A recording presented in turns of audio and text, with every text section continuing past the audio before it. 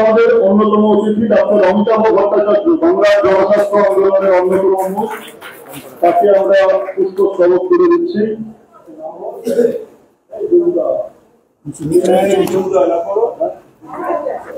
বিশ্বজিৎ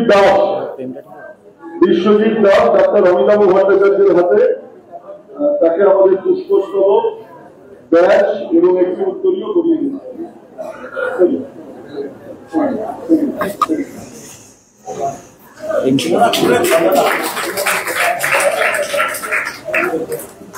আচ্ছা, এবার আমরা আমাদের সম্মান তুলে দেব 60-এর দশকে কমরেড বুদ্ধদেব ভট্টাচার্য, কমরেড শ্যামল চক্রবর্তী, কমরেড সুভাষ চক্রবর্তীদের সাথে ছাত্র আন্দোলনের নেতৃত্বে ছিলেন। 81 বছর বয়স, আমাদের সকলের শ্রদ্ধা শ্রী বিনয় বসু মল্লিককে আমরা এখন তার হাতে, জগন্নাথ মুখার্জি শ্রী বিনয় বসু মল্লিকের হাতে আমাদের শ্রদ্ধার্ঘ্য তুলে দেবেন।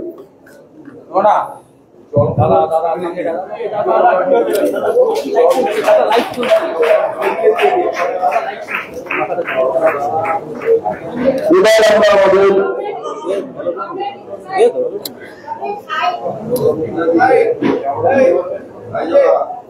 আমাদের সম্বর্ধিত করছি ছাত্র আন্দোলনের প্রাক্তন সর্বভারতীয় নেতা, একইভাবে আমাদের দাদা, আমাদের বন্ধু ডক্টর সুজন চক্রবর্তীকে। মুজাহিদ কবির সিলওয়ানি আমাদের এই অনুষ্ঠানের অন্যতম মুখ্য উদ্যোক্তা। মুজাহিদ কবির সিলওয়ানি ডায়মন্ড হারবার ভাইপোর কেন্দ্র, সেখান থেকে গত পঞ্চায়েত নির্বাচনে লড়াই করে ভোটে জিতেছে। ডায়মন্ড হারবার সব ডিভিশন একটু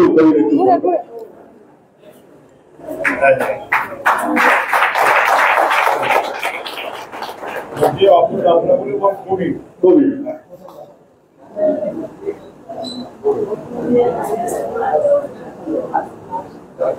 আচ্ছা, সুজনদার জন্য আলাদা ভাবে কিছু, আচ্ছা এটা কবি লেখা বলে দিচ্ছে আপনার।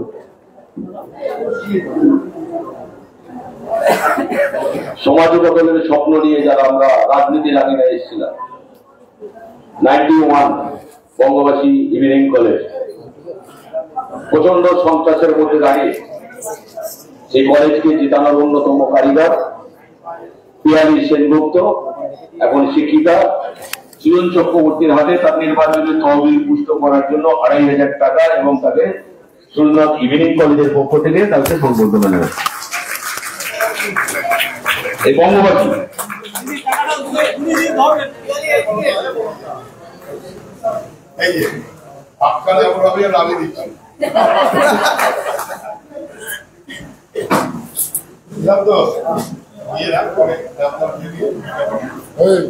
টাকা সুন্দর ইভিনিং কলেজের 91-এর ব্যাচের পক্ষ থেকে। এই বঙ্গবাসী সুন্দর বঙ্গবাসী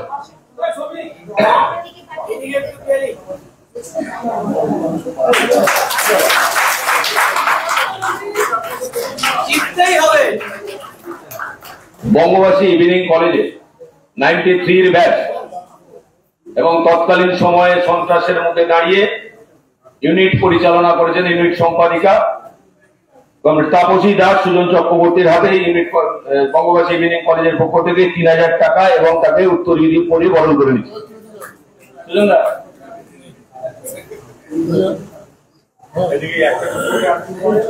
হ্যাঁ,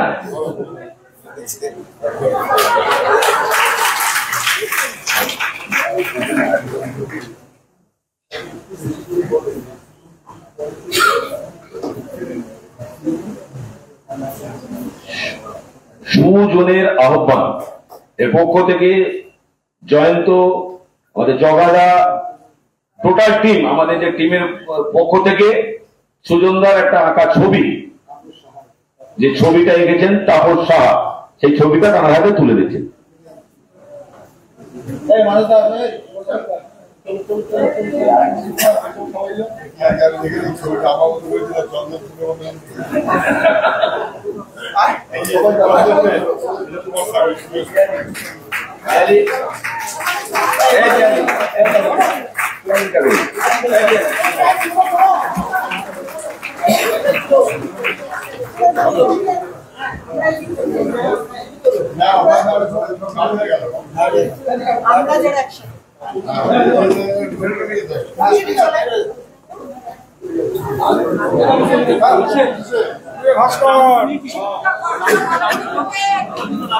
সামনে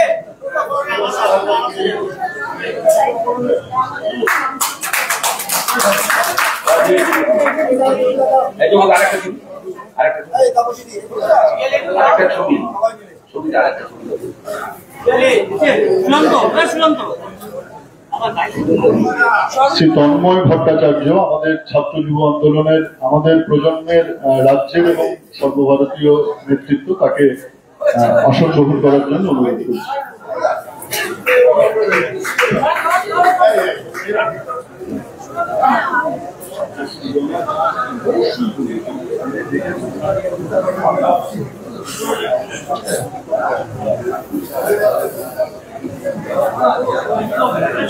আচ্ছা, এবার আমরা একে একে সংবর্ধিত করব।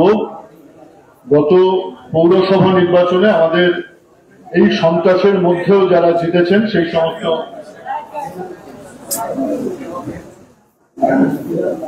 আচ্ছা, আরেকটি ছবি মৃণাল দাস এঁকেছেন সুজনদার জন্য সুজনের আহ্বানে বলে আজকের যে হোয়াটসঅ্যাপ গ্রুপ যারা মূল আয়োজক আজকের অনুষ্ঠানে, তাদের পক্ষ থেকে তারা তুলে দিচ্ছেন সুজনদার হাতে আরো একটু ছবি।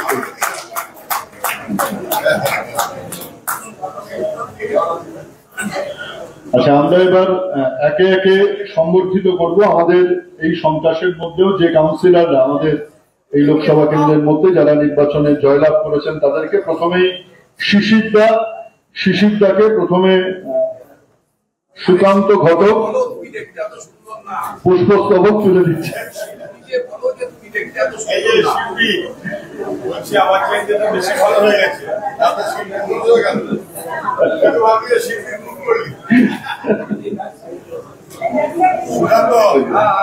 শিশিরদা একটু জোরে হাততালি আপনারা।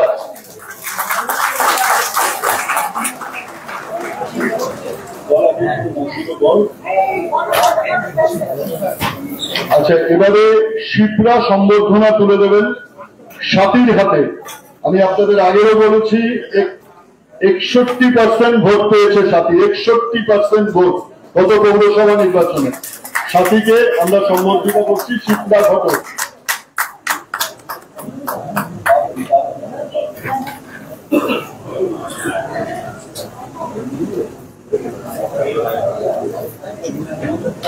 আচ্ছা, এবার আমরা পানিহাটি পৌরসভা জয়ী কাউন্সিলর সঙ্গীতার হাতে পুষ্পস্তবক দিয়ে সঙ্গীতাকে সম্বর্ধিত করছেন মৃণাল দাস।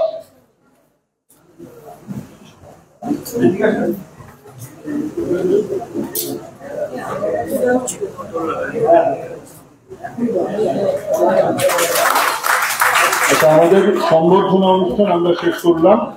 এবার সবাইকে অনুরোধ করছি যে আপনারা দয়া করে যারা আছেন তারা প্রত্যেকে নিচে চলে যান, আমরা আমাদের মূল অনুষ্ঠানের কাজে শুরু করছি। আচ্ছা, কমরেড তন্ময় ভট্টাচার্যকে একটু মঞ্চে আসবার জন্য অনুরোধ করছি। তন্ময় ভট্টাচার্য, আপনি অনুগ্রহ করে একটু মঞ্চে আসবেন। আর ডাক্তার অমিত পান শুধু ডাক্তার হিসেবে নন, লেখক হিসেবেও যদি ওনার পেশা হতো, যে কোনো লেখকের ভাত বেড়ে দেওয়ার ক্ষমতা ছিল। ডাক্তার অমিত পানকেও একটু মঞ্চে আসবার জন্য অনুরোধ করছি। অমিতা আসুন, ঠিক বসুন।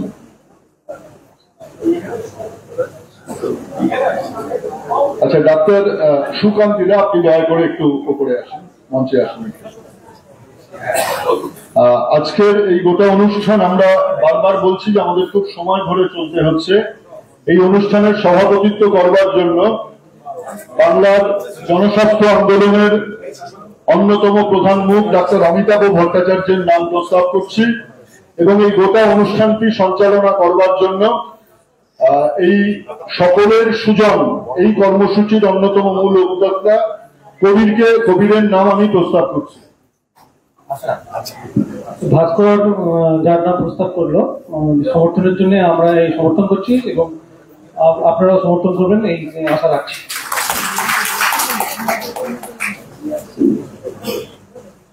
উদ্দেশ্যটা নিশ্চয়ই বুঝতে পারছেন, আমাদের ভাবনা, আগে ভাবনাটা একটু বলতে হবে। সমাজ বদল করার জন্য আমরা লড়াইয়ের ময়দানে নেমেছি। কুজন মুক্ত দমদম করতে সুজনকে সাহায্য করুন। আমরা যারা ছাত্র আন্দোলন করতাম, আমাদের মধ্যে থেকে অনেকে এখন অনেক দূরে আছে, সেই অংশের কাছে আমরা পৌঁছাতে চাচ্ছি। এরকম একটা হলের মধ্য দিয়ে না, নেটে হেঁটে যেমন আমরা থাকবো, তেমন খুব ইন্টেরিয়ার ক্যাম্পেইনের মাধ্যমে মানুষের কাছে আমরা পৌঁছতে চাচ্ছি। শুধুমাত্র একটা সুজনের আহ্বানে নয়, বুথ ভিত্তিক এই অর্গানাইজেশন যদি আমরা গড়ে তুলতে পারি, WhatsApp group, Facebook group, Twitter, যাই কিছু আছে সামাজিক মাধ্যম, এই মাধ্যমের মাধ্যমে মানুষের কাছে পৌঁছানো। আর হতে পারে ফর্মাল, ইনফর্মাল, ছোট ছোট গ্রুপ, সেখানে ভাবনা থাকবে, লিডারশিপ থাকবে, কিন্তু লিডারশিপের চুপচাপ থেকে সেই গ্রুপটাকে এগিয়ে নিয়ে যাওয়ার ক্ষেত্রে যাতে সুজনের পক্ষে ভোট আছে তার মতো করে আমাদেরকে এগোতে হবে। ধীরে ধীরে আমরা আরো এগোবো। আরো চলতে চলতে অনেক পথ আমাদের অতিক্রম করতে হবে। ভুল আছে, ভ্রান্তি আছে, সমালোচনা আছে, আত্মসমালোচনা আছে, মত আছে, দ্বিমত আছে, সবকিছু এগিয়ে রেখে আমাদের একটাই উদ্দেশ্য, দমদম থেকে কুজন মুক্ত করতে হবে, সুজনকে তৈরি করতে হবে। তাই সেই কুজন মুক্ত দমদম করতে সুজনের আহ্বানে আমাদের প্রথম কথা বলবেন আমাদের বাংলার নাট্য জগতের অবসরীয় ব্যক্তি মাননীয় শ্রী চন্দন সেন। চন্দন সেন মহাশয়কে কিছু বলার জন্য অনুরোধ করছি।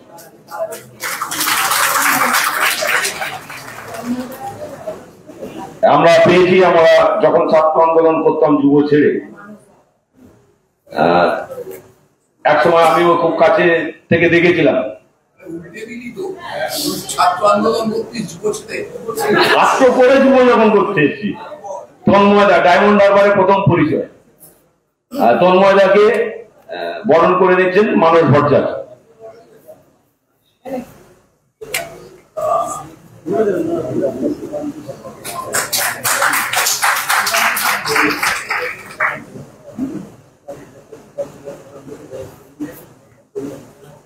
ডক্টর সুকান্তি ভট্টাচার্যকে বরণ করে নিচ্ছেন সৌমিত ভট্টাচার্য, আমাদের বঙ্গবাসী কলেজের প্রাক্তন ছাত্র বটে, এখন শিক্ষক।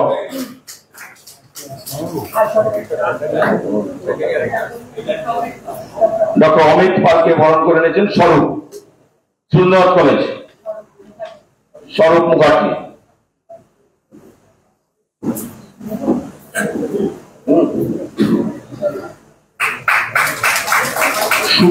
সুপ্রিয় গুপ্ত, আপনি একটু তাড়াতাড়ি এসে স্টেজের পেছনে আসবেন। ডুনু একটু স্টেজের পেছনে চলে আসেন। সুপ্রিয়দা একটু স্টেজের পেছনে।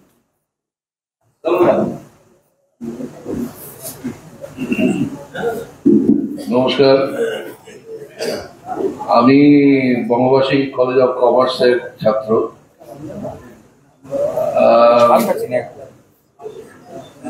79, 80, 81, অনেকে বিশ্বাস করেন আমি 62। যাই হোক, আমার খুব একটা সুযোগ ঘটেনি আন্দোলন করার, ভোটের 3-4 দিন আগে ছাড়া। যেটুকু ঘটেছে সেটা হচ্ছে মারামারি করার। এবং যথারীতি যারা জানেন, ওখানে ওই সময় এসএফআই খুব একটা জোর ছিল না, আস্তে আস্তে হচ্ছিল, সবে সরকার এসেছে। এবং যে কথাটা বলার জন্য আজকে আমি আমার মনে হচ্ছে আজকে বলা দরকার, সেটা হচ্ছে সাংস্কৃতিক আধিপত্য, যেটা আমাদের ভেতর থেকে নষ্ট করে দেওয়ার আপ্রাণ চেষ্টা করেছে 95 সাল থেকে সাংস্কৃতিক আধিপত্য। আমি সাংস্কৃতিক আধিপত্য বলতে শুধু এইটুকুই বোঝাচ্ছি যে আজকের তারিখে আপনারা যে চূড়ান্ত রকমের ডিজে বাজানো সংস্কৃতি দেখছেন, এই সংস্কৃতি আপনারা যদি লক্ষ্য করে থাকেন তাহলে 2008 এমনকি 2010 সাল পর্যন্ত প্রায় ছিল না। বিশেষ করে আমাদের মধ্যে যারা যাত্রা করেন, আমাদের যে সমস্ত বন্ধু বান্ধব আছেন যাত্রা করেন, তাদের জীবন এবং জীবিকা দুটোই সাংঘাতিক একটা অবস্থায় চলে গেছে এই সাংস্কৃতিক আধিপত্য নষ্ট হওয়ার জন্য।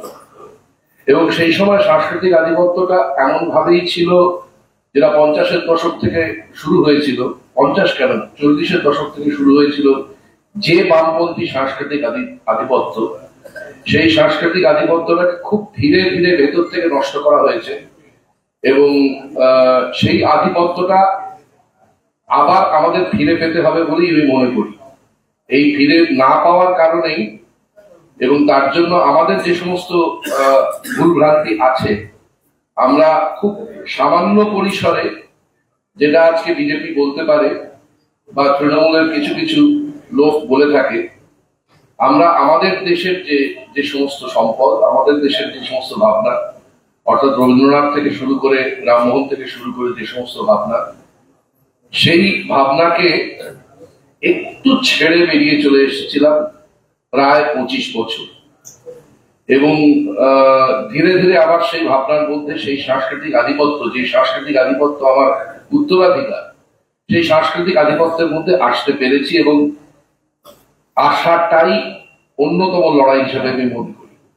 এবার আমি আজকের কাজের কথায় যেটা আমার মনে হয়, এক্ষুনি যে কথাগুলো উঠলো যে হোয়াটসঅ্যাপ গ্রুপ তৈরি করতে হবে, না তৈরি করতে হবে বলে সময় নেই, সময় পেরিয়ে গেছে এবং তৈরি করতে হবে না, মানে বাধ্যতামূলক ভাবে। মানে আমি বলতে চাইছি আপনাদের এনগেজমেন্ট, এই এনগেজমেন্টটা আপনাদের যে সমস্ত হোয়াটসঅ্যাপ গ্রুপ আছে, নিজেদের যে হোয়াটসঅ্যাপ গ্রুপ আছে, সেখান থেকে আর এই 1 মাসের মধ্যে অন্তত যদি 2টো লোককেও সমতে আনতে পারেন আপনাদের হোয়াটসঅ্যাপ গ্রুপ দিয়ে, তাহলেই আপনারা সুজনের জন্য এবং সুদিনের জন্য কাজ করবেন বলেই আমার মনে হয়। এবং সেটাই এখন একেবারে চায়ের দোকান থেকে শুরু করে এনগেজ করুন, নিজেদের তর্কের মধ্যে নিয়ে যান, এবং নিজেদের তর্কের মধ্যে যেই মুহূর্তে নিয়ে যাবেন, আপনার কাছে যেহেতু সুযুক্তি আছে, আপনার কাছে তথ্য আছে, সেই হেতু আর কিছু না পারেন কনফিউজ করে দিন। কিছু মানুষ আছে যারা এখনো পর্যন্ত এই প্রবল প্রচারের মধ্যে রয়েছেন, তাদেরকে ব্যক্তিগতভাবে এই 1 মাসের মধ্যে টার্গেট করুন, অন্তত 10 জন, পারবেন না হয়তো 2 জন পারবেন। এই 2 জনই হচ্ছে আপনার কন্ট্রিবিউশন, এই 2 জন, এবং সেটাই এখন একমাত্র কাজ। কারণ আমরা যে প্রযুক্তির মুখোমুখি হয়েছি, সেই প্রযুক্তিটি সাংঘাতিক, deep learning and fake whatever it is, মানে যা খুশি হোক সেটা মিথ্যে। আমি আপনাদের একটু বোঝাবার জন্য শুধু একটাই উত্তর দিচ্ছি। এই আপনারা দেখেছেন নিশ্চয়ই, এই যে দিল্লিতে যখন ওই রেসলাররা ছিল, তখন তাদের যখন বাসে করে নিয়ে আসা হচ্ছিল, তাদের অবস্থা খুব খারাপ ছিল, কিন্তু আপনারা একটা ছবি দেখেছিলেন যে ভগৎ হাসছে। That is deep fake. আপনি কল্পনাও করতে পারবেন না যে সুজন চক্রবর্তী বক্তৃতা দিচ্ছেন এবং তার একটা ভিডিও করবে, সেই ভিডিওতে আপনারা কল্পনাও করতে পারবেন না যে সুজন চক্রবর্তী সম্পূর্ণ অশালীন ভাষায় গালাগালি করছে। সুজন চক্রবর্তীর গলা সেটা ফেক, এবং ডিপ লার্নিং করে সুজন চক্রবর্তী সম্পর্কে যা যা আছে সবটা বার করেছে। তো সুতরাং আমরা একটা খুব বিপজ্জনক অবস্থায় রয়েছি এই মুহূর্তে, এবং যেহেতু আমাদের অর্থবল নেই কিন্তু লোকবল আছে, আমি এখনো মনে করি আজকের এই বাজারে লোকবল আছে, সেটা বারবার প্রমাণিত হচ্ছে, সারা বাংলা জুড়ে প্রমাণিত হচ্ছে। আমি নিজে দীর্ঘদিন বাদে একটা যোগাযোগের জায়গায় পৌঁছতে পেরেছিলাম, সেটা হচ্ছে ইনসাফ যাত্রায়। আমি নদিয়ার থেকে একবার হাঁটি, আমি 3 বার হাঁটার সুযোগ পেয়েছিলাম ওদের সাথে, এবং আমি দেখেছিলাম যে দুপুর 12টার সময় লোকজন কিভাবে বেরিয়ে আসছে। সুতরাং হবে, শুধু শেষ ধাক্কাটা দরকার। আর একটা কথা বলে শেষ করব, আমাদের এখানে যে গানটা শুরু হয়েছিল, সেই গানটা ইতিহাসটা কিন্তু হচ্ছে যে রবীন্দ্রনাথ ঠাকুর শান্তিনিকেতনে মহিলাদের জুডো শেখাবেন বলে নিয়ে এসেছিল একজন জাপানিকে, কিন্তু শান্তিনিকেতনের মহিলারা রাজি হননি। ছাত্রীরা, বিশেষ করে ছাত্রীদের জন্য নিয়ে এসেছিল, রাজি হননি। তখন এই গানটা লেখা হয়েছে। সুতরাং জুডো যদি নাও হয়, বাটাম আছে। ভালো থাকবে।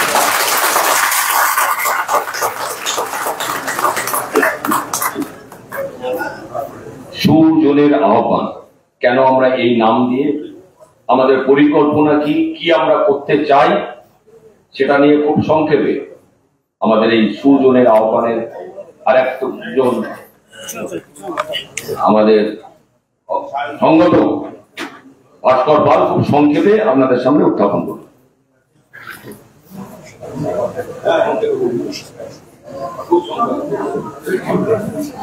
আচ্ছা, মাননীয় সভাপতি এবং উপস্থিত যারা আছেন, আলাদা করে কারোর কোনো নাম বলছি না কারণ সময় অত্যন্ত কম, একদম পয়েন্ট করে আজকের সভাটা কেন ডাকা হয়েছে এবং আমাদের আগামী পরিকল্পনাগুলি কি কি আপনাদেরকে সেইটা রাখছি।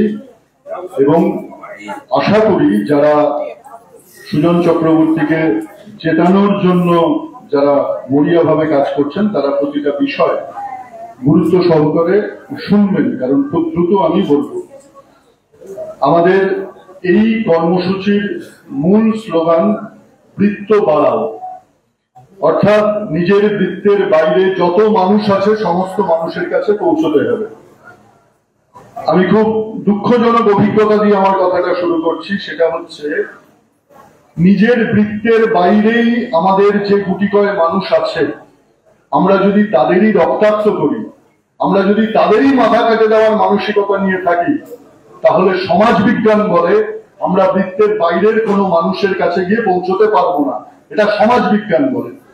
ফলে এই আত্মসমালোচনা করেই শুরুটা করছি যে যদি আমাদের কারোর মধ্যে সেই মানসিকতা থেকে থাকে, তাহলে প্রাথমিকভাবে সেই মানসিকতা নিজে যদি আমি কাটাতে না পারি, তাহলে এই পরিকল্পনা বাস্তবায়িত হবে না। আমরা প্রেক্ষাপটটা বলছি যে কেন, কোন ভাবনা থেকে আমাদের এই জায়গাটা আসা। গত 2004 সাল সুজনদা যখন যাদবপুরে ভোটে দাঁড়ালেন, তখন সুজনদার বাড়িতেই আমরা যারা প্রাক্তন ছাত্র আন্দোলনে ছিলাম তাদেরকে ডেকে সুজনদা বললেন যে তোরা যারা বিভিন্ন সময় আমাদের পাশ থেকে দূরে চলে গেছে বা এখন তোদের মতো সংগঠনে নেই, তাদের সংগঠিত করে একটা কাজ কর। তখন সম্পর্ক নাম দিয়ে আমরা এই কাজটা শুরু করেছিলাম। এবং সুজনদার মনে আছে কিনা জানি না, দিলীপ রায় বেঁচে ছিলেন তখন। দিলীপ রায়ের মতন মানুষ তারাও আমাদের সাথে বিভিন্ন প্রোগ্রামে অংশগ্রহণ করেছিলেন, মানে অভিনেতা দিলীপ রায়, এছাড়া পরের তো সকলেই ছিলেন আমাদের সঙ্গে। তা সেই প্রেক্ষাপটটা ধরে আমাদের এবারের ভাবনা, এবং মাঝখানে কোভিড আমাদেরকে একটা উদাহরণ দেয় যে ডায়মন্ড প্লাজাতে বসে ওরা কয়েকজন বন্ধু বান্ধব মিলে 15-20 জন একটা আড্ডা মারছিল, তাতে 8-10 জন তৃণমূল যখন কোভিডের ঘটনাটা শুনলো যে বিনা অপরাধে 43 দিন জেল খাটিয়েছে, তখন তারা বললো না, তাহলে এদেরকে আর সমর্থন করা যায় না। এই সমস্ত ভাবনা থেকে আমাদের মূল ভাবনা সেটা হচ্ছে আমাদের পার্টি, আমাদের গণসংগঠন, তার বাইরের যে বিরাট অংশের মানুষ, সেই বিরাট অংশের মানুষের কাছে আমরা পৌঁছতে চাই। একটা তথ্য আপনাদের সামনে রাখছি, গত লোকসভা ভোট 2019, তার তথ্য যদি দেখেন তাহলে সৌগত রায় ভোট পেয়েছিলেন 5,12,062।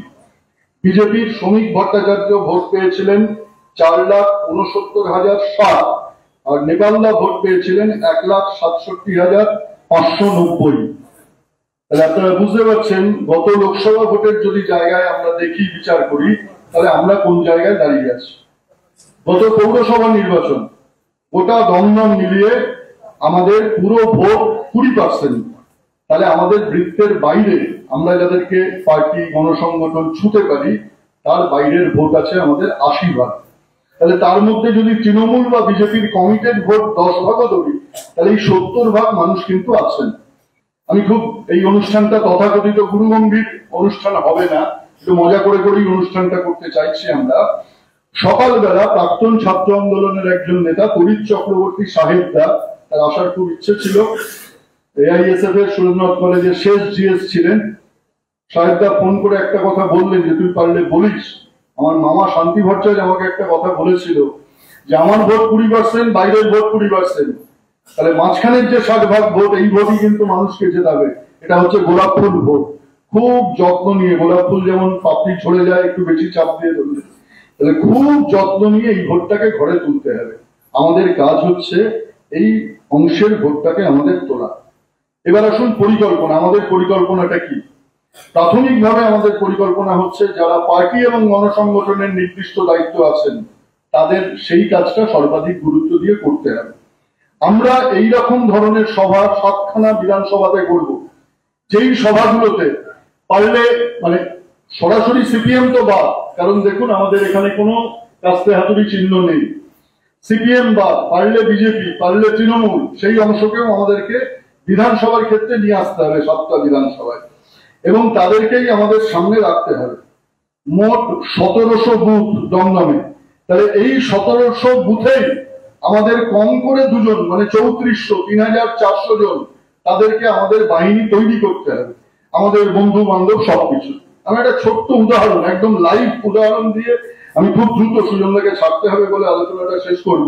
পুরোপুরি একটু দৌড়ে চলে আস, স্টেজে চলে বৌদি একটু এসো, মঞ্চে এসো, তাড়াতাড়ি দৌড়ে এসো।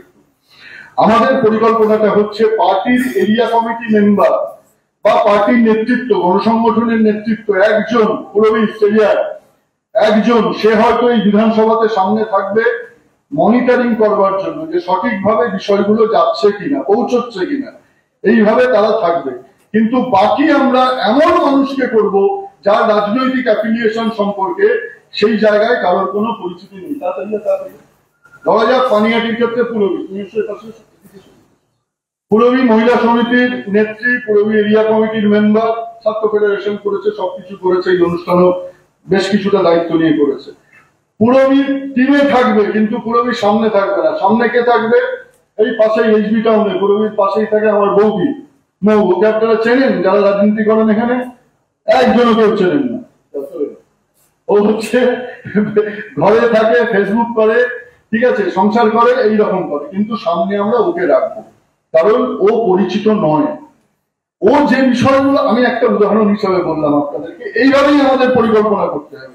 আপনারা কেউ চেনেন না পানিহাটি, কিন্তু ওর খর্দার আমাদের বামপন্থী পরিবারের মেয়ে, আমার বৌদি হয়, ও নিজে যথেষ্ট বামপন্থী ইয়ে করে, ফেসবুকে লেখে করে, কিন্তু সামনে নেই।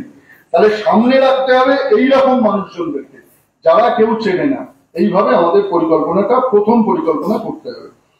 আমাদের দ্বিতীয় পরিকল্পনা হচ্ছে যে ক্লাব, সামাজিক সংগঠন, রেড ভলেন্টিয়ার, এই সমস্ত ভাবে যারা মানুষের কাছে গ্রহণযোগ্য। বাচ্চুদা একটু দৌড়ে স্টেজে চলে আসবেন, বাচ্চুদা একটু দৌড়ে চলে আসবেন। যারা ক্লাব সংগঠন করে, যারা রেড ভলেন্টিয়ার, বাচ্চুদা, শশান বাচ্চু, দৌড়ে দৌড়ে বাচ্চুদা একটু চলে আসুন তাড়াতাড়ি। যারা বাচ্চুদা থাকতে পারে, বাচ্চুদা দৌড়ে। তাহলে যারা মানুষের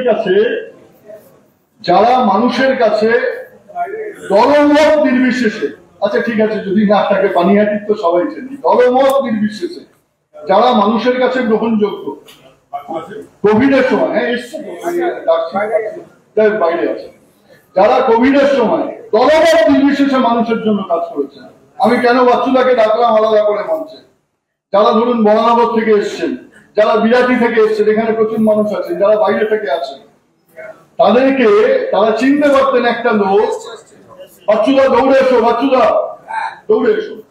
তাহলে এইরকম যে মানুষজন, তাদের গোটা লোকসভা ধরে বাচ্চুদা একটু স্টেজে এসো, স্টেজে এসো। আসলে সেই কেওড়াতলার ছিল শ্মশান সফল, আর আমাদের পানিহাটির আছে শ্মশান বাচ্চু। বাচ্চুদা একটু দাঁড়াও একটু।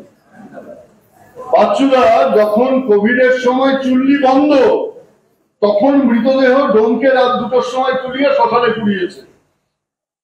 যে কোনো মানুষ পানিহাটি অঞ্চলের হলে বাচ্চুদা শ্মশান সংক্রান্ত কিছু হলেও তাই। তাহলে এই 1200 জনকে ওই সময় করিয়েছে। তাহলে এটা জোরে হাতেই হল বাচ্চুদা। তাহলে এইরকম মানুষজনকে ধরতে হবে। এবার এইরকম মানুষজনদেরকে ধরে আলাদা টিম তারা বলবে, কি বলবে সেটা আমি আসছি। এরপরে হচ্ছে পেশাগত সংগঠন, ধরুন ডাক্তার, মেডিকেল রিপ্রেজেন্টেটিভ, আইনজীবী, সুইগি জোম্যাটোর ডেলিভারি বয়, এলআইসি বা অন্যান্য ইন্স্যুরেন্স এজেন্ট, এদের মধ্যে আমাদের টিম তৈরি করতে হবে। সেই পরিকল্পনা আমরা রাখছি। অর্থাৎ যাদের কাছে প্রচুর মানুষ আসেন, এখানে ডাক্তার অমিতাভ ভট্টাচার্য আছেন, ডাক্তার অমিত পাল আছেন, দাদা আছেন, আরো 2-1 ডাক্তার নিশ্চয়ই আছেন, বর্ধমান থেকে তাদের চলে আসার কথা। তাহলে এদের কাছে প্রচুর রুগী যান, তাহলে এদেরকে এদের মতন করে বলতে হবে যে কেন সুজন আমাদের এখানে একমাত্র বিকল্প।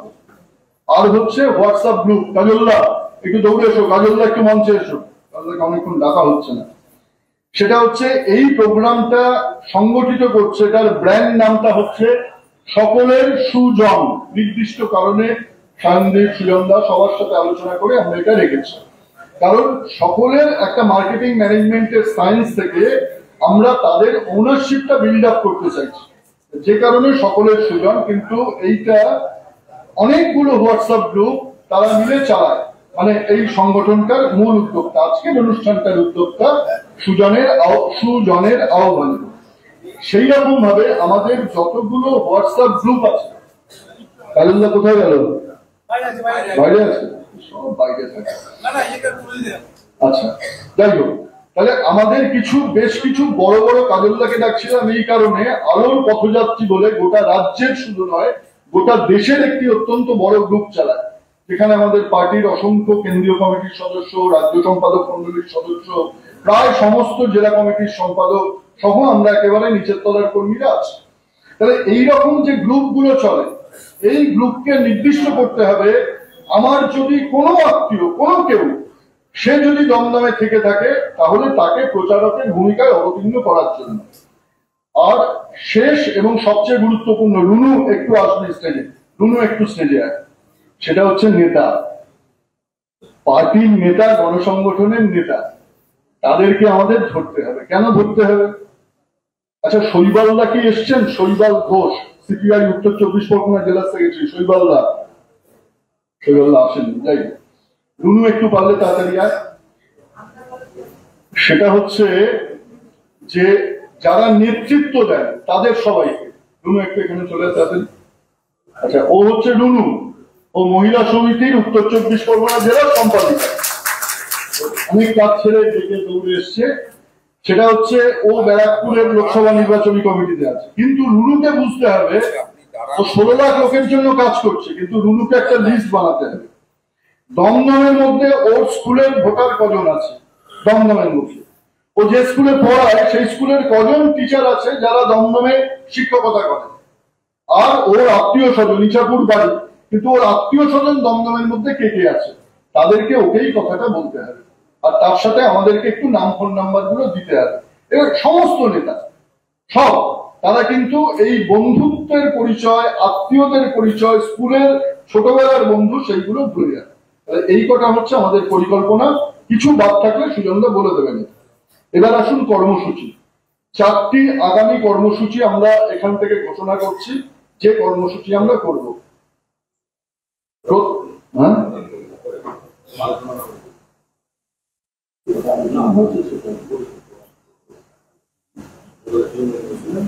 আচ্ছা, যাই হোক, তাহলে আমি জানি না যে কোনো কারণেই হোক আমাদের নেক্সট, আমরা এখান থেকে মিটিং করে চলে গেলাম, কাজ তো শেষ হয়ে গেল না, আমরা কি কি কাজ করব সেই বিষয়গুলো ছিল। ঠিক আছে, বলেছে যখন আমরা আপনাদেরকে যে কোনো ভাবে জানিয়ে দেওয়ার চেষ্টা করব আপনাদেরকে।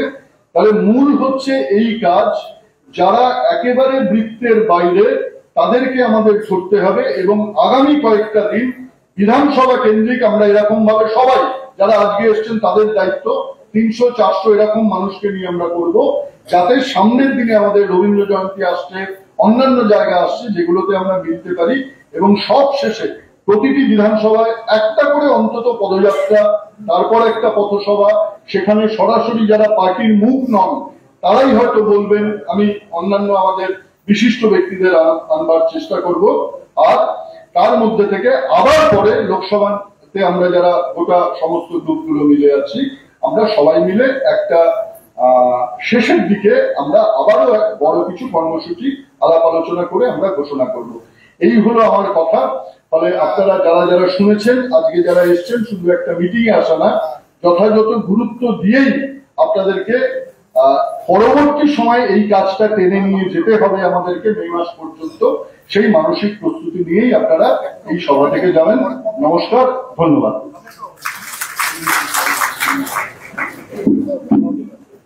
আমরা আমাদের খুব কাছের লোক, এই কেন্দ্রের প্রার্থী সুজন চক্রবর্তী, বর্ষার নাম।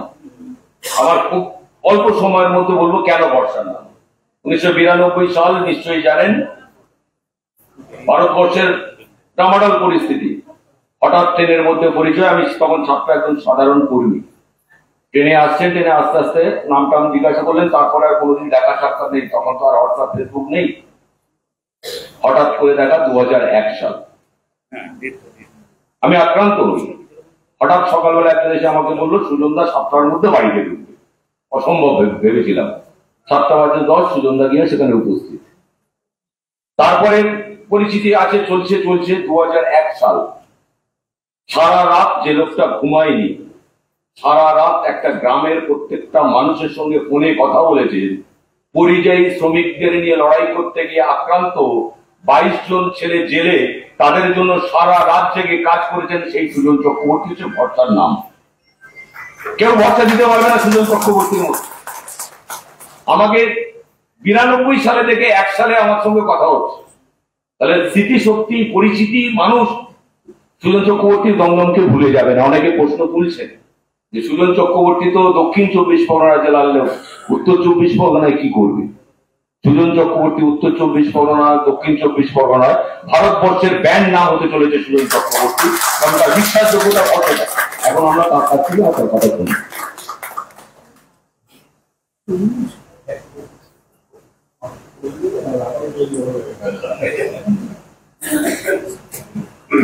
কোভিড বলতে আমার ভারী হয়ে গেল, আমার নিজেরই মনে ছিল না, সত্যি মনে ছিল না। 2008 কিনা আমার ঠিক খেয়াল নেই। তো মগরাহাটের ছেলে, মগরাহাট মানে তখন রোজ আমাদের কম্পিউটার স্কুল হচ্ছে, পারলে ক্লাস। আমার ধরনের সেই মাঝরাতে তোকে এক জায়গায় তুলে নিয়ে গেছিল, সেখান থেকে আমি গাড়ি গেছিলাম, সেটা কি বলি 2001 সাল। আমার ধারণা হচ্ছিল একটু পরে, হ্যাঁ হতে পারে। বা ওই ট্রেনের মধ্যে আলাপ আমার ঠিক সত্যি এতটা আমার মনে নেই। আমার কথা শুনে আমার ফট করে ভারী হয়ে গেল। আর সেন্সিটিভিটি ইজ গুড। আমার আবার একটু সেন্সিটিভিটির ধারণা এসে গেলে ফট করে একটা জলস্খলন হয় চোখে। যাই হোক, আমি খারাপ বলে মনে করি না। আমি ওসব কথা বলতে যাচ্ছি না, ওগুলো সবাই ওরা জানে, বোঝেন। আমার একদম 3টে কথা। আমি পলিটিক্যালি দেখছি, এবং পলিটিক্যালি দেখতে গেলে এই নির্বাচনটাতে কার্যত রুটি, রুজি এবং রুচি, এই 3টে লড়াই। শুধু রুটি রুজির লড়াই না, রুচির লড়াই। এই ঢুকতে ঢুকতে দেখলাম আমাদের ওই ভাষা দিবসের যে শহীদ সরোবর বিশাল সুন্দর মুরাল ছিল, মানে আমারও খেয়াল আছে, আমি একবার এখানে এসেছি, সেটা এখন নেই। খুব ছোট্ট কথা, মুরালের কি প্রয়োজন আছে, সংস্কৃতির কি প্রয়োজন আছে, চিন্তা চেতনা চর্চা তারই বা কি প্রয়োজন আছে? এই আমরা আছি, দাপটে আছি, তারপর 500 টাকা দিয়ে ভুলিয়ে দেবো, যা ভালো করো, ভবিষ্যৎটা বোঝার দরকার নেই। খুব খারাপ জায়গাতে আমরা যাচ্ছি। আজকে সকালে আমি একটি ছেলে, কদিন ধরে মনে হচ্ছিল, হঠাৎ আজকে, তখন পুরবীরা ছিল, বাইকে করে ডেলিভারি বয়, ওটা সম্ভবত গোলা বিবেকানন্দ পার্ক। আমার একটু আলতুফালতু অভ্যাস আছে, ফাট করে গেলাম, বাবু দাঁড়ানো তো, এইটা মাপলাম আর কি, 11.5-12 ইঞ্চি খাঁচা, আর পিছনে যে ব্যাগটা অন্তত 30 ইঞ্চি। ছেলেটা নড়বে কি করে, ছড়বে কি করে? কদিন কোনো রকমে সংসার চালাবার জন্য কাজ করতে গেলে শীতদানাটা ওর দিকে যাবেই, সুস্থ থাকতে পারবে না। এবং ওখানে 7-8 জন ছেলে ছিল, জিজ্ঞাসা করে, বেশ কয়েকবার জিজ্ঞাসা করেছে আমার নিজে বোঝার জন্য। ছেলেটি গ্র্যাজুয়েট, পাশে যে সে মাস্টার ডিগ্রি। আমি তখন বললাম যে আমি যে মাঝখানে আজকে পাইনি, বিটেক পাস করা, বললো হ্যাঁ আমাদের অনেক বন্ধু আছে তো আমাদের সঙ্গে বিটেক পাস করে ডেলিভারি বয়ের কাজ করছে। সত্যি আমরা কোন অসম্ভব জায়গাতে আমরা আমাদের রাজ্যটাকে নিয়ে যাচ্ছি, আর রুচি, রুটি, রুজি দেশটাকে নিয়ে যাচ্ছি। এটা ভাবলে আমাদের খারাপ লাগছে। অথচ বিলাপ করার সময়টা নয়, it needs to be changed. এটাকে বদলাতে হবে, বদলানোর কোনো বিকল্প নেই।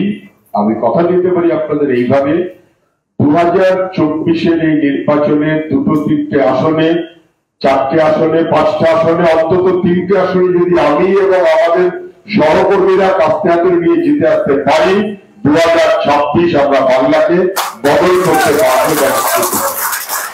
এই লড়াইটা যেমন বামপন্থীদের জন্য, রাজনৈতিক দলের জন্য, তেমনি আসলে পশ্চিমবাংলার ভবিষ্যতের জন্য। আমি কোন রাজনীতি আর ব্যাখ্যায় যাওয়ার দরকার নেই।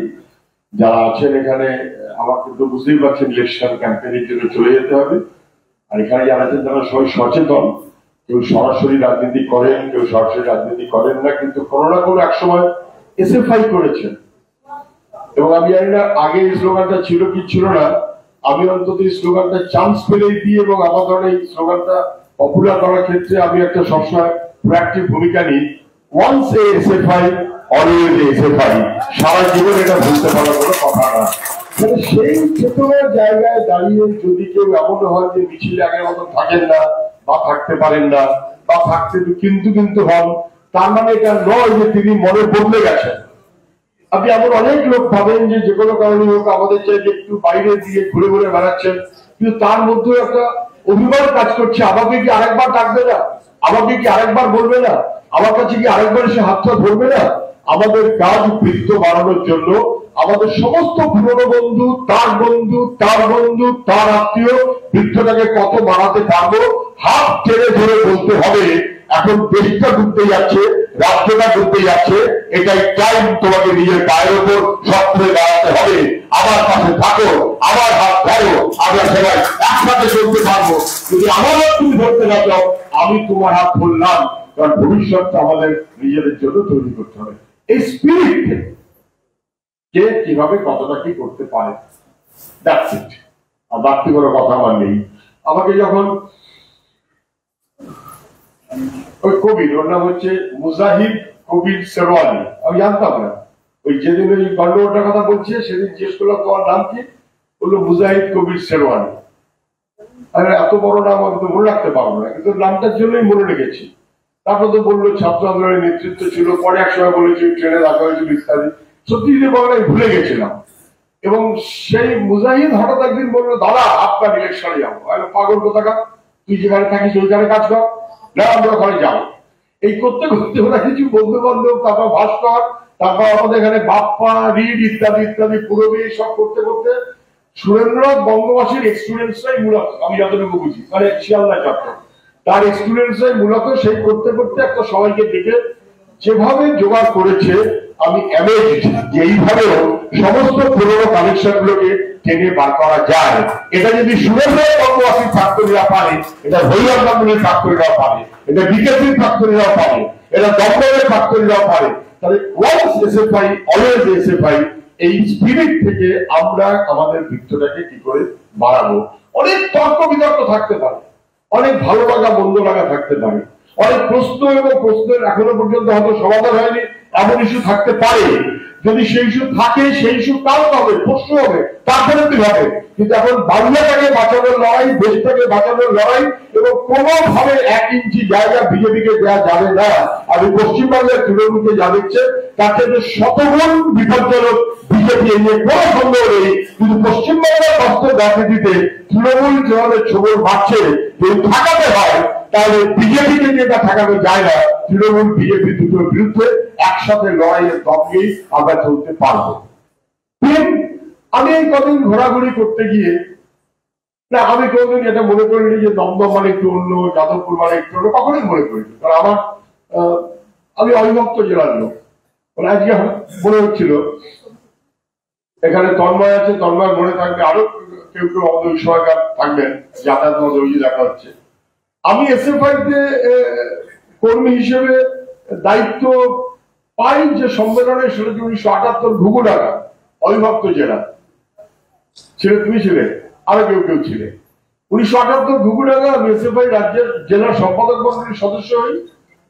তখন আমাদের এই জেলার লিডার নেপালদেব ভট্টাচার্য সেক্রেটারি, আর সেক্রেটারিয়েটের যে টিম তার মধ্যে যেমন গৌতম দেব আছে, নেপালদা যেমন আছে, এরা সিনিয়র, আমাদের চেয়ে যে সিনিয়র মোস্ট ছিল বীরু বসু, এবং তার জুনিয়র মোস্ট লোক হচ্ছে আমি। আমার তখন 19 বছর মাত্র বয়স, আমি যাদবপুর বিশ্ববিদ্যালয়ের ছাত্র।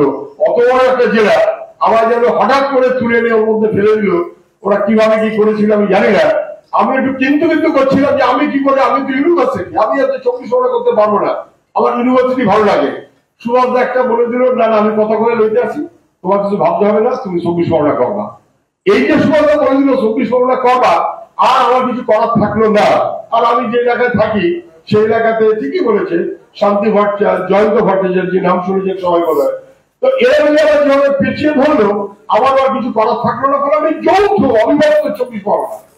আমার কাছে যাদবপুর যেমন, আমার কাছে দমদম তেমন, কারণ যাদবপুরের চাইতে হয়তো সেদিক থেকে দমদমের ঘুঘুটাকার আত্মপ্রকাশটা আগে, এবং তারপর 85 সালে জেলাটা ভাগ হওয়ার পর আমরা উত্তর দক্ষিণ হওয়া সত্ত্বেও আমি সহ আমরা কয়েকজন এখনো আছি যারা আমাদের 24 পরগনার প্রোডাক্ট বলে মনে করি। আমাদের কাছে উত্তর এবং দক্ষিণ আলাদা কিছু না। 24 পরগনার যে স্টেট এবং সেই স্টেটের মূলটা এখন উত্তর 24 Parganas, that can lead the whole state. Dumdum একটা এমন জায়গা যেটা অনেক ঘটনা ঘটাতে পারে। দমদম একটা এমন জায়গা যেটা কতগুলি ইন্ডিকেশন দিতে পারে যেটা আজ না কাল রাজ্য গ্রহণ করবেই। ফলে সেই দিক থেকে আমার যদি কেউ বলেন, আমি গ্রেটফুল যে পার্টি আমাকে দাঁড়ানো ঠিক করেছিলাম, যে কম্পোজিশন দাঁড়াক, সৃজন দাঁড়ালো খুব ভালো। তারপর পার্টির সব আলাদা করে বলে দমদমের সিট আমাদের লড়তে হবে, আমাদের জিততে হবে। ফলে সবাই মিলে আমি ঠিক করছি, চলো দাঁড়াই। আমার জেলার কমরেড হোক, রাজ্যের কমরেড হোক, যখন বলে দিল, এখন আমার কাছে চ্যালেঞ্জ কাস্টমারকে জিততে হবে। সৌগত রায় কিংবা শ্রীভদ্র দত্ত এসবের কোনো গল্প নেই। আসলে কাস্টমারকে জিততে হবে, আমাকে জিততে হবে, তারা মানুষকে জিততে হবে, প্রত্যেককে জিততে হবে। সেই জেতার সঙ্গী এবং সারথী হিসেবে, সঙ্গী হিসেবে আমি থাকবো। আমার শেষ কথা, আমি জিজ্ঞেস করছিলাম কবিকে প্রোগ্রাম একটা কিছু অ্যানাউন্স করবি, কি প্রোগ্রাম করবি, 4টে না করলে 3টে করলে 3টে পার, 2টো পার, সেটা এখন ঠিক করে নে। বাকিটা চলতে হবে, এগুলো এরকম নয় যে ফিক্স করে দেওয়া হবে, বাকিটা চলতে হবে। তারপর একটাই, কে কত কার পুরনো পরিচিত খুঁজে পেতে বার করে মোটা মোটা একটা জায়গাতে আমাদের কাটতে হবে। এই যে মূল broader and broadest democratic approach to save the state, to save the country, এই স্পিরিট থেকে আমাদের দেখা বলে আমার মনে হচ্ছে। ফলে আমি যেটা ভাস্করকে বলবো, যা বলছিল পরে প্রোগ্রাম দেবে, স্পেসিফিক করতে হলে আমাদের হোয়াটসঅ্যাপ গ্রুপ সবকিছুর পর কন্টেন্ট ক্রিয়েশন, নিশ্চয়ই অনেকেই কন্টেন্ট ক্রিয়েট করবে, তার মধ্যে ওরা যদি কিছু কন্টেন্ট ক্রিয়েট করতে পারে নিশ্চয়ই আমি সেগুলো করে নেবে। আমাদের স্পেসিফিক পলিটিক্যালি হোয়াটসঅ্যাপ গ্রুপ কে কিভাবে করছেন না করছেন তারা করুন, কিন্তু তার বাইরেও আমরা প্রাক্তনী, আমরা পুরনো ছাত্র, আমরা আমরা সেখানে একটা ব্রড একটা অ্যাঙ্গেল থেকে পিপলের ইন্টারেস্টে যে আমাদের এই স্টেটের এই পরিবর্তনটার জন্য, 26-এর পরিবর্তনের জন্য 24-এ ভোটটা জরুরি, তার মতো করে আমরা মেসেজ কমিউনিকেট করবো। খুব স্পষ্ট উদাহরণ দিল মৌবনী, বোধহয় নাম, মৌবনীকে নিয়ে এসে যে মৌবনী সামনে থেকে, এটাই আমরাও চাইছি। কলেজাতে মৌবনীকে সামনে এনে, আর কলেজাতে ওর সঙ্গে আমার আগে পরিচয় ছিল, আমি জানতাম না, আদর্শ বডি পুড়িয়েছে একজন যুবক, এবং তারপর সে রোজ আমি এই চত্বরে ক্যাম্পেইনে থাকলে আমার সঙ্গে থাকলেন, লোককে বলে, আমি তখন জানিনি, পরে আবার কেউ একজন বললো যে ওর নাম কিন্তু ওই কি বাচ্চু, ওর নাম শশান বাচ্চু, হ্যাঁ তখন কেউ একটা বললো ওর নাম শশান বাচ্চু, ও পাশ থেকে বলছে হ্যাঁ আমার সবাই শশান বাচ্চু বলেছে পাগল। And this is the strength of our party. এটা আমাদের পার্টির পক্ষে সম্ভব, অন্য কারোর পক্ষে সম্ভব না। আমার কথা থাকবে, যেমন প্রাক্তনী তাদের হোয়াটসঅ্যাপ গ্রুপ করে যেভাবে তোমরা প্ল্যান করেছো, আমি তার মধ্যে বাড়তি কিছু বলবো না।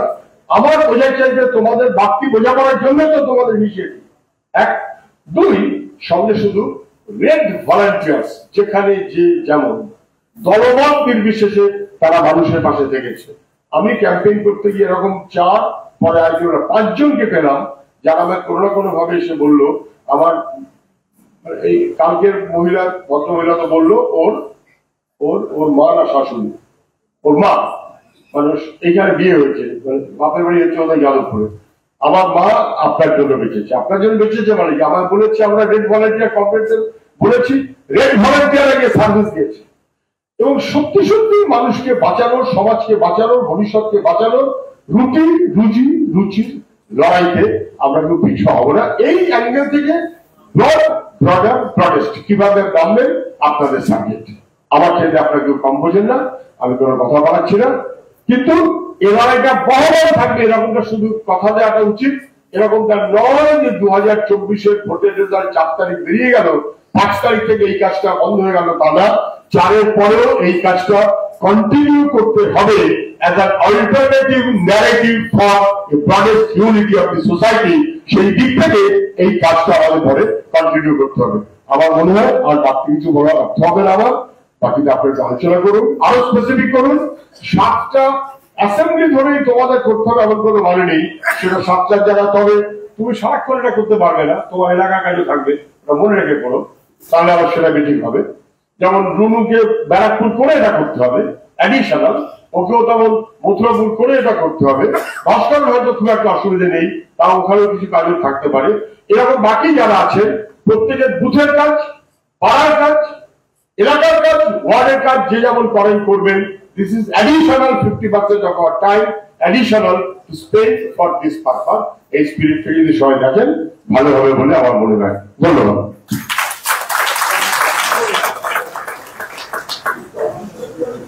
সুজনদাকে অশেষ ধন্যবাদ আমাদের এই কর্মসূচিতে আসার জন্য। সুজনদা যে কথাগুলো বলছিলেন, আমরা ভাস্করও বলছিল বলার সময়, আমরা দুটো প্রস্তাব আকারে রাখবো, যদিও সময়টা এখন আছে। 1 বৈশাখ, 25 বৈশাখ, এই দুটো প্রোগ্রাম সামনে নিয়ে আমরা এগোতে চলেছি। পারপাসটা ওটা ঠিকই, কিন্তু মূল উদ্দেশ্য হবে দুর্যোগ মুক্ত দমদম করতে সুজনকে সাহায্য করুন। এই পারপাস নিয়ে আমরা এগোবো। আমাদের যে গ্রুপ আছে এই গ্রুপে মতামত দেবেন, মতামতের ভিত্তিতে আমরা সিদ্ধান্ত নেবো, সিদ্ধান্ত নিয়ে এগোবো। এখন আপনাদের সাথে বক্তব্য রাখবেন তবে তন্ময় ভট্টাচার্য।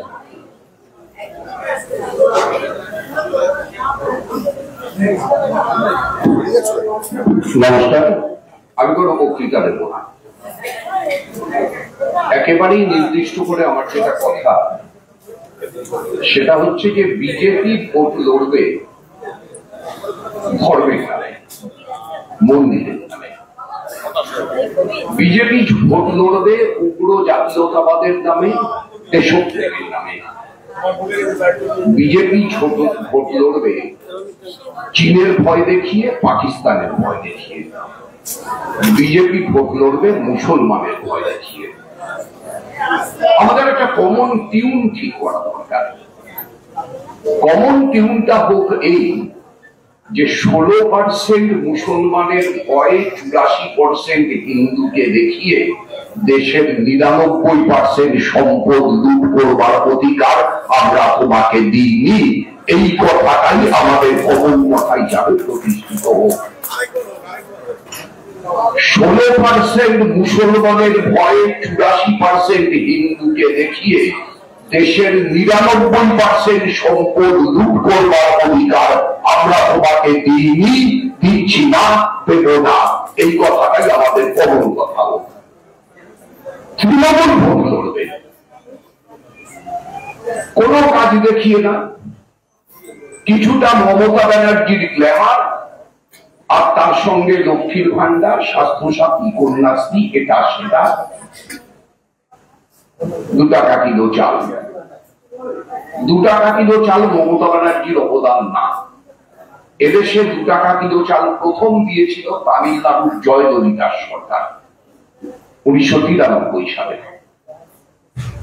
তারপরে পার্লামেন্টে দাবি ওঠে প্রধানত কর্ণাটক এবং অন্ধ্রপ্রদেশ, তামিলনাড়ুর বর্ডার রাজ্য দুটোর থেকে, যে রাস্তার ওপারে 2 টাকা কিলো চাল, এপারে 7 টাকা 30। তখন রেশনে চালের দাম ছিল 7 টাকা 30। দিল্লির সরকারকে দায়িত্ব নিতে হবে। পুরনো লোকেদের মনে আছে আগে আমাদের একরকম রেশন কার্ড ছিল, তখন রেশন কার্ড ভেঙে 2 রকম হয়, এপিএল, বিপিএল। তখন থেকে বিপিএল ভুক্ত কার্ড হোল্ডাররা 2 টাকা কিলো দরে রেশনে চাল পান। আমাদের রাজ্যে 2,64,00,000 পেতেন। পরে ইউপি এক সরকার খাদ্য নিরাপত্তা আইন এবং তারপরে কেন্দ্রীয় স্তর থেকে 3 রকমের ration card, AY, PHH, SPHH. 6,02,00,000 মানুষ এই রাজ্যে ওই 3টে রেশন কার্ডের অধিকারী। এই চালটা কেন্দ্রের সরকার দেয় খাদ্য নিরাপত্তা আইন অনুযায়ী। মমতা ব্যানার্জি নাম দিতে ভালোবাসেন বলে তার সঙ্গে আরো 2 রকম রেশন কার্ড চালু করেন। আর কেএসওয়াই 1 আর কেএসওয়াই 2 প্রয়োজন ছিল না। আর কেএসওয়াই 1 যাদের করেছেন তাদের পিএইচএইচ এর ভিতর ঢুকিয়ে দিতে পারতেন। কিন্তু তাতে নিজের নাম হবে না। সে নিজের নামের জন্য এটা করেছিলেন, করে আমাদের রাজ্যে এই রেশন কার্ডের চাল পান এখন 6,02,00,000 প্লাস 1,26,00,000 RKSY1 আর মাত্র 72,00,000 RKSY2। আমাদের কথা হচ্ছে এইটা যে এই লক্ষ্মীর ভান্ডার, যেটাকে আমরা মনে করছি সবচেয়ে বড় বিপদ, জবাবটা কিন্তু সবচেয়ে সহজ। পরেশ অধিকারীর মেয়ে মেরিট টেস্টে ফেল করে চাকরি পাবে, পার্থ চ্যাটার্জির মেয়ে জামাই 50 কোটি টাকা দিয়ে বাগান বাড়ি বানাবে, আর আমার মেয়ে 1,000 টাকা লক্ষ্মীর ভান্ডারের ফর্ম ফিল আপ করবে। মমতা ব্যানার্জি বলেছেন অভিষেক একটা ইয়ং ছেলে বিয়ে করেছে, 2টো বাচ্চা আছে, ওর তো সংসার চালাতে হবে, একটা ব্যবসা করছে, তার ভিতর ইডি সিবিআই। মমতা ব্যানার্জি বলেছিলেন পুজোর আগে মাকে বলুন 1 কেটলি চা নিয়ে দিতে, চায়ের কেটলিটা নিয়ে পকেটে কতগুলো ভাত নিয়ে ঠাকুর দেখার লাইনে দাঁড়ান আর ফিস ফিস করে বলুন গরম চা দেখবেন দারুণ বিক্রি হবে। পরের দিন একটু বাদাম দিন, 2টো বিস্কুট দিন। অর্থাৎ রাজ্যের বাকি সব বেকার যুবর জন্য চা, বিস্কুট, বাদাম সব, পরেশ অধিকারীর মেয়ের জন্য চাকরি, পার্থর মেয়ে জামাইয়ের জন্য 50 কোটি টাকার রিসর্ট, অভিষেক ব্যানার্জির জন্য শান্তিনিকেতন বাড়ি, আর আপনার জন্য লক্ষ্মী ভান্ডার। আমরা ভোট করতে চাই চোর চোর চোর চোর চোর চোর চোর চোর কান ছাড়া পালা করে দিতে হবে। এই চোর শব্দটাকে দিয়ে কান ছাড়া পালা করে দিতে হবে। এই নির্বাচনে প্রধান ইস্যুতে পরিণত করতে হবে দুর্নীতিকে।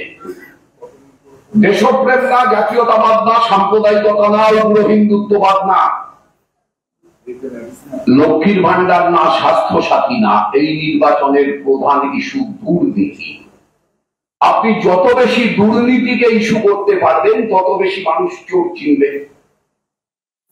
আর আপনি যদিও হিন্দু ধর্ম বলছে দেখে আপনি পাল্টা হিন্দু ধর্মে এই তার জন্মের ইতিহাস, এই তার বিকাশের ইতিহাস, এই বুদ্ধদেব এই বলেছেন, এই শঙ্করাচার্য এই বলেছেন বলে আপনি হিন্দু ধর্মের পাণ্ডিত্য জাহির করতে যান, যেটা আমি ওদের অনেকের চাইতে ভালো পারি, তাহলে কিন্তু এজেন্ডাটা ওদের সেট করা থাকলো। আমাদের কাজ হচ্ছে আমাদের এজেন্ডায় ভোট করানো, ওদের এজেন্ডায় না। ওদের কথার জবাব দিতে গেলে ওদের এজেন্ডায় পৌঁছে যাচ্ছি আমরা, আর আমাদের কথার জবাব দিতে ওদের বাধ্য করলে ওরা বাধ্য হচ্ছে আমাদের এজেন্ডায় আসতে। তাহলে আমাদের এজেন্ডা 1 দুর্নীতি, 2 মূল্য বৃদ্ধি, 3 বেকারত্ব। সুজনদা যে পয়েন্টটা বলছিলেন, ভয়ঙ্কর রকমের আন্ডার এমপ্লয়মেন্ট। এই যে একটা বিটেক করা ছেলে ডেলিভারি বয়, একটা তো আন্ডার এমপ্লয়মেন্ট। এই যে একটা মাস্টার ডিগ্রি করা মানুষ সিকিউরিটি গার্ড 12 ঘন্টার ডিউটি 8,000 টাকা পায় না, আন্ডার এমপ্লয়মেন্ট। এখন দেখবেন নিজের পাড়ায় কিচ্ছু করে না এমন লোক খুঁজে পাবেন না, কিছু না কিছু করে 4,000, 5,000, 6,000, 8,000 আয় করে। এগুলো কিন্তু ভয়ঙ্কর রকমের আন্ডার এমপ্লয়মেন্ট। কারণ এই মুহূর্তের প্রধান বিপদটা আন্ডার এমপ্লয়মেন্ট। আর এই আন্ডার এমপ্লয়মেন্টটা দীর্ঘ আলোচনার সুযোগ নেই, এমন ভাবে পরিকল্পিত যে আন্ডার এমপ্লয়েডদের সংগঠিত করা খুব কঠিন। আপনি একসঙ্গে 100টা ডেলিভারি বয়কে এক জায়গায় করবেন কখন? আপনি একসঙ্গে 100টা সিকিউরিটি গার্ডকে এক জায়গায় করবেন কিভাবে? এই আন্ডার এমপ্লয়মেন্টের যে বিশ্বব্যাপী প্ল্যানিং, এই প্ল্যানিংটাই হচ্ছে অ্যালিয়েনেশন, বিচ্ছিন্ন করে রাখো, ওদের এক হতে দিও না। তাহলে আমাদের কাজটা কঠিন, তাদের সবার কাছে পৌঁছতে হবে। আমার বিনম্র অনুরোধ, আমরা প্রত্যেকে এটা ঠিক করি, যারা এখানে আছি যারা এখানে নেই তাদেরকেও করি। আমরা কথা বলিনি, ওই আলোর পথযাত্রী খুব প্রশংসা হলো, আমরাই বলি, আমরাই শুনি, আমরাই দেখি, তাদের মৃত্যু ভাঙা হবে না। আমরা কথা বলিনি এমন 10 জন লোকের সঙ্গে আমি কথা বলবো, আগে কথা বলিনি এমন 10 জনের সাথে আমি কথা বলবো। বামপন্থীদের ভোট দেয় না এমন 10 জনের সাথে আমি কথা বলবো। দরকার হলে ফেসবুকে নতুন বন্ধু করে, হোয়াটসঅ্যাপে নতুন বন্ধু করে তার সাথে কথা বলবো, কোনো না কোনো পরিচিতির সূত্র ধরে তার সাথে কথা বলবো। যদি 10 জনের ভিতর 5 জনকে মৌখিক ভাবে রাজি করাতে পারি যে হ্যাঁ এরা বিপদ, বামপন্থীরা ভালো, তাহলে 3টে আমার পক্ষে ছিল না এমন ভোট আমার দিকে আসা সম্ভব। আর এইটা যদি আমরা করতে পারি, যে 10 জনের সাথে আমরা কথা বললাম, এখানে 200 জন আছেন, 10 গুণ 200 2000 জন, এই 2000 জন গুণ 3 6000 জন যাদের সাথে কথা বললাম, তাদের যদি বলি যে সেও 5 জনের সাথে কথা বলুক, বলে তাকে দিয়ে যদি 2 জনের সাথে কথা বলাতে পারি এবং তাকে যদি 1 জনের ভোট গ্যারান্টি হয়, তাহলে 6000 গুণ 1 6000 মানে 12000 অতিরিক্ত ভোট, আমার না পাওয়া ভোট আমার কাছে এলো। এটা যদি 7টা বিধানসভায় হয়, 7 12 84,000 আমার না পাওয়া ভোট আমার কাছে আসে। এইবার যদি নেপালদেব ভট্টাচার্যের যে অঙ্কটা তুলেছিলেন সেই অঙ্কটার সঙ্গে মেলান, এই 84,000 ভোট কুমোরটুলি থেকে আসবে না, এই 84,000 ভোট আসবে মানে উল্টো দিকের ভোটটা কমবে, আর উল্টো দিকের ভোটটা কমবে আর আপনার ভোটটা বাড়বে। তার সঙ্গে সামগ্রিক রাজনৈতিক পরিমণ্ডল ওদের যে ভোটটা কমাবে, আমাদের যে ভোটটা বাড়াবে, এই সবটা মিলে দমদম আমরা জিতব। আপনারা সেই জেতার কারিগর হবেন। ধন্যবাদ। ধন্যবাদ। আমরা এই কথাটাই প্রাথমিকভাবে গ্রুপের মধ্যে আলোচনা করেছি। আপনাদের জয়মল সিনেমার ডায়লগটা মনে আছে, উপকারের পরিবর্তে 3 জনকে সরি না বলে 3 জনকে উপকার করে। আমরা আমাদের বৃত্তের বাইরে থাকা লোকেদের সঙ্গে হোয়াটসঅ্যাপ গ্রুপ চালাতে চাচ্ছি। ফর্মাল ইনফর্মাল অনেক কিছু আছে, আমরা বিভিন্ন জন বিভিন্ন জায়গায় কমিটমেন্ট আছে, দায়বদ্ধতা আমাদের আছে, কিন্তু এই দায়বদ্ধতাটাকে নিজেদের যদি বলে করেন আমরা করি যে আমাদের কমিটমেন্ট দায়বদ্ধতার থেকে বেশি হচ্ছে নেতৃত্ব, তাহলে সংগঠনের ক্ষেত্রে বা এই গ্রুপে করার ক্ষেত্রে প্রতিবন্ধকতা হবে। আসুন আমরা আগামী দিনে এগিয়ে যাই, বুথ ভিত্তিক হোয়াটসঅ্যাপ গ্রুপের মাধ্যম দিয়ে তন্ময়দার কথা অনুযায়ী আজ থেকে শুরু করবো 1 জন 2 জন করে ভোটার বাড়ানোর সংখ্যা আমাদের পক্ষে নিয়ে আসে। আপনারা কেউ যাবেন না, 2 জন বক্তা আছে বলবেন, কিন্তু সোমেনদার গান আছে, সোমেনদার সামনে বসে আছেন সোমেন পাল, তার গান আছে, আপনারা গানটা প্রোগ্রামটা শেষ করে যাবেন, আমাদের আরো কিছু কর্মসূচি আছে, ঘোষণা করবো। এখন আপনাদের সামনে বক্তব্য রাখবেন 60-এর দশকের ছাত্র আন্দোলনের নেতা কমরেড বিনয় বসু মল্লিক। কমরেড বিনয় বসু মল্লিককে বলার জন্য অনুরোধ করছি।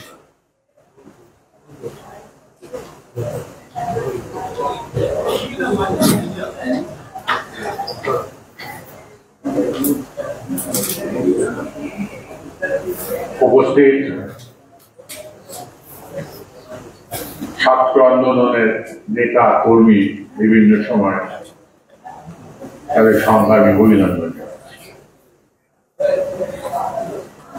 আমরা যখন ছাত্র আন্দোলন আরম্ভ করি 65 সালে, তখন শুধু টার্মাইল অবস্থা ছিল, তখন সংখ্যায় আমরা কম ছিলাম, কিন্তু কাজের দিক দিয়ে, পরিচয়ের দিক দিয়ে এবং উদ্যোগের দিক দিয়ে আমরা কিন্তু কম ছিলাম না।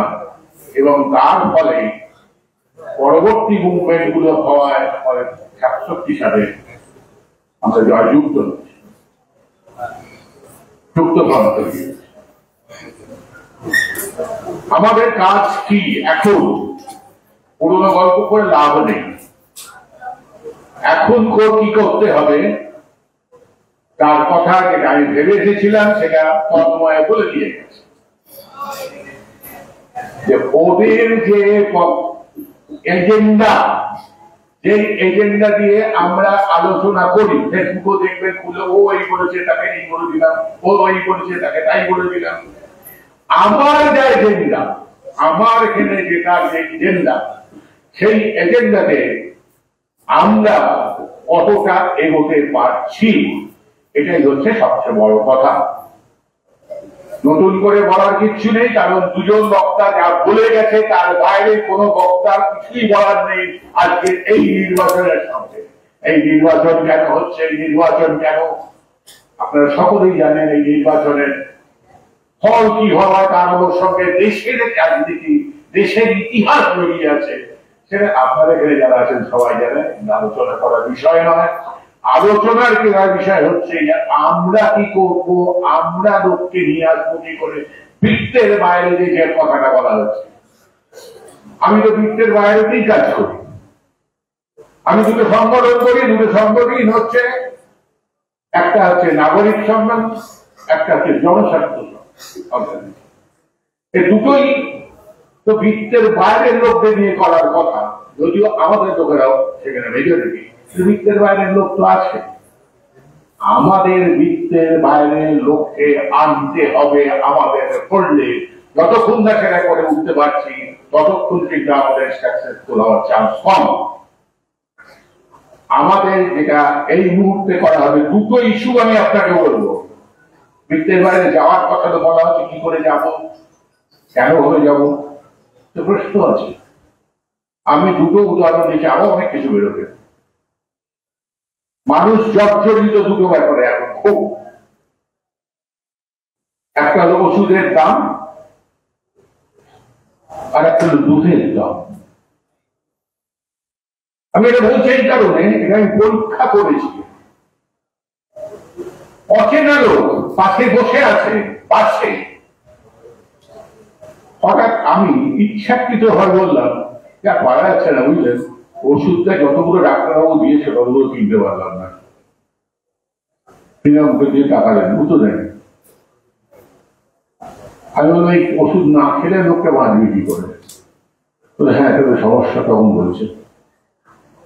তার সঙ্গে আঘাত হয়ে গেল, নিয়ে দেখা গেল যখন বলছি যে বুঝতে পারছি সে আমাদের লোক নয়, কিন্তু সে গিলছে যে আমি বলছি যে এই লোকগুলো যদি রাষ্ট্র ক্ষমতায় থাকে তাহলে কিন্তু আমাদের অবস্থা আরো খারাপ হবে। তিনি একমত। ভোট কক্ষে দেবে বলা সম্ভব না কারণ ওই 10-15 মিনিটের ভেতরে, কিন্তু এই কাজটা করা যায়। আমি এটা সবাইকেই বলতে চাইছি যে আপনারা যারা আছেন সবসময় তো ঘুরে বেড়াচ্ছেন, কিছু কাজ করছেন, যাদের নির্দিষ্ট কাজ আছে যেখানে পার্টি দিয়েছে তারা সেটাই করবেন। পাশাপাশি এটা করতে পারেন, অসুবিধা নেই, কিন্তু সেটা করবেন, এটা হলো মূল কাজ।